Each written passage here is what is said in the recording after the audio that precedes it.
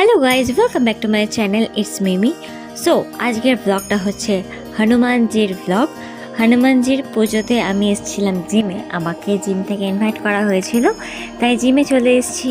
তো তোমরা দেখতেই পাচ্ছ হনুমানজিকে কত সুন্দর সাজানো হয়েছে। আর এদিকে দেখতেই পাচ্ছ যে জিমের মধ্যে অলরেডি সবাই চলে এসেছে, আমি সবার লেটে এসেছি। এখানে অলরেডি সবাই খেতে বসে গেছে, মানে ভাবো গাইজ আমি কতটা লেটে এসেছি।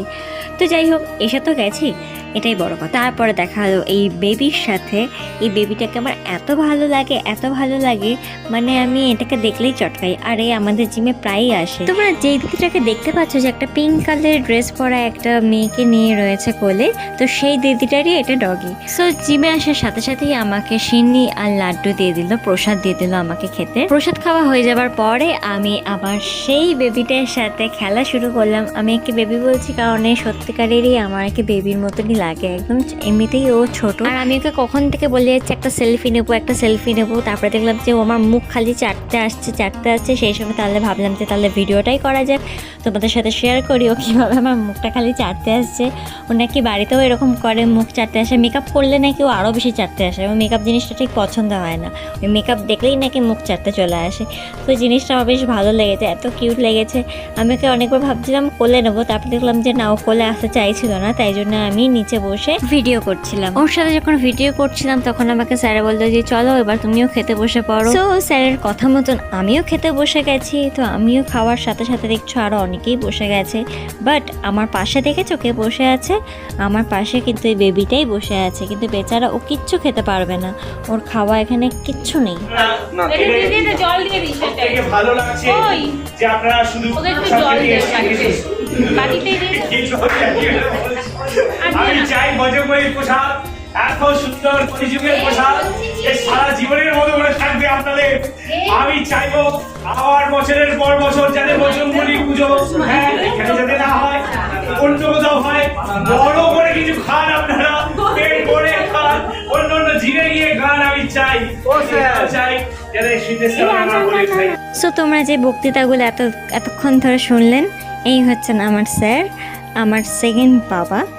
তো উনি এতক্ষণ ধরে বক্তৃতা দিয়ে গেলেন, আর সাথে সাথে আমাকে পোলাও দিয়ে গেছে।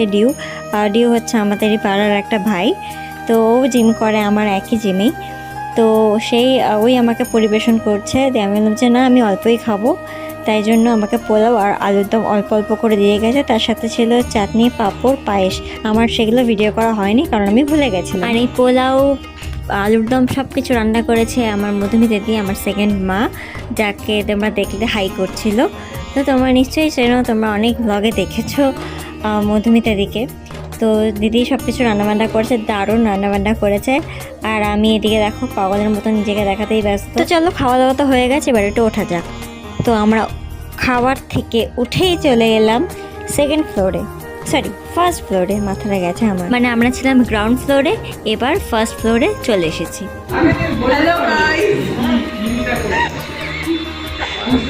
এখন সাজুগুজু হচ্ছে।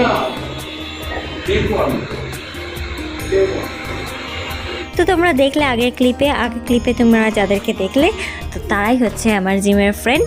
তো তাদের সাথে চলে এলাম ফার্স্ট ফ্লোরে। আসার পর আমি আবার একটা বেবির সঙ্গে দেখা হয়েছে, প্লাস তাকে কোলেও নিতে পেরেছিলাম। আগের বেবিটাকে কোলে নিতে পারিনি বললাম, তো এবার এটাকে কোলে নিয়েছি। কোলে নিয়ে খুব মজা হয়েছে। একে নিয়ে আমরা অনেক খেলা করেছি, বাট সেই ভিডিওগুলো করা হয়নি, তার জন্য এক্সট্রিমলি সরি। সো গাইজ, ভিডিওটা আমি এখানেই এন্ড করছি। তোমাদের ভিডিওটা কেমন লেগেছে না লেগেছে অবশ্যই আমাকে কমেন্ট করে জানিও। ভালো লাগে লাইক, কমেন্ট, শেয়ার করতে একদম ভুলবে না।